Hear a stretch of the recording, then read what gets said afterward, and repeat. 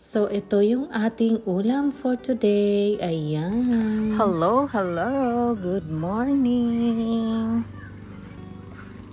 So, ngayon magluluto tayo ng sinigang. Kailangan natin ng okra at saka kangkong. At tingnan natin kung may bunga na yung ating gabi. So, ayan, mag-harvest tayo. So, ayan. Actually, 3 puno lang yung okra natin sa labas. So, may bunga pa rin siya kahit kaka-harvest lang natin nung isang araw, ano. So, ayan. At meron din dito sa likod. And then, need natin kamatis. Ayan. Ayan.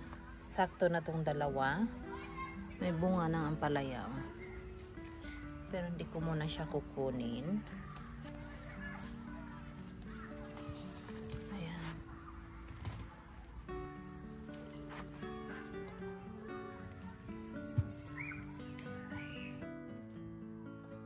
Tapos, kuha tayo ng talong. Gusto ko kasi sa sinigang, yung maliliit lang.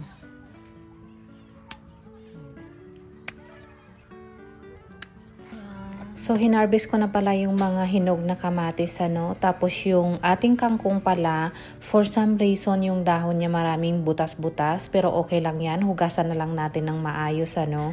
Yan. Tapos, lagyan natin ng sili. O, diba? Sarap ano, yung mag-harvest ka na lang. Ayan.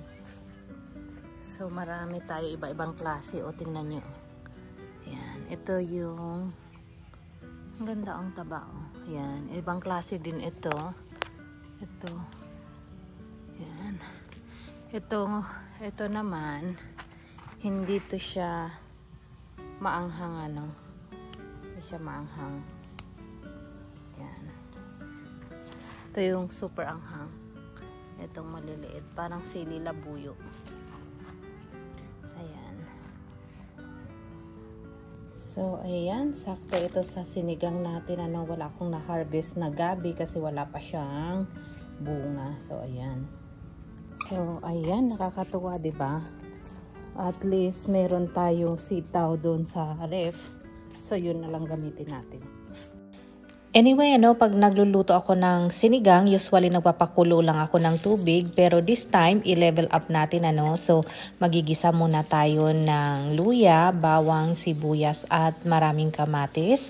And then, ilalagay natin yung buto-buto na pork, ano. Tapos, pakuluan lang natin ito until medyo mag-brown siya, ano. So, tatakpan lang muna natin siya.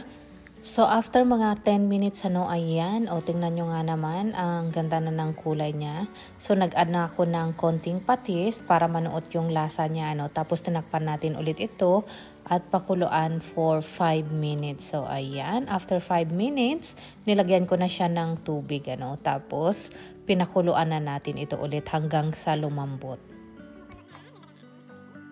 So, yan yung ating kangkong. Nahugasan ko na siya. Ito yung pangsahog natin, ano, sa ating sinigang. Actually, wala naman kaming specific na gulay na yun lang ang dapat ilagay sa sinigang, ano. Kasi kami, kahit anong gulay pwede namin ilagay. So, ito yung sitaw. Ayan. Ito yung patola. Yan din yung na-harvest natin the last couple days. Tapos yan yung hinarvest natin kanina, yung talong okra at saka yung ating kangkong. So, ayan. At malapit na maluto yung ating sinigang, ano. So, ayan na nga, no, medyo malambot na yung pork. Naglagay pala ako ng maraming sili kasi gusto ko ng maanghang, which is optional naman.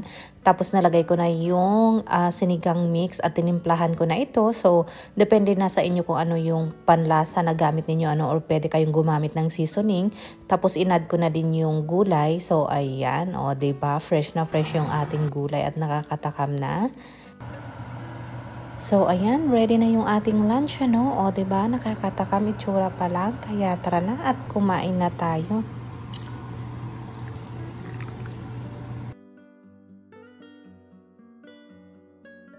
Kain. Sarap.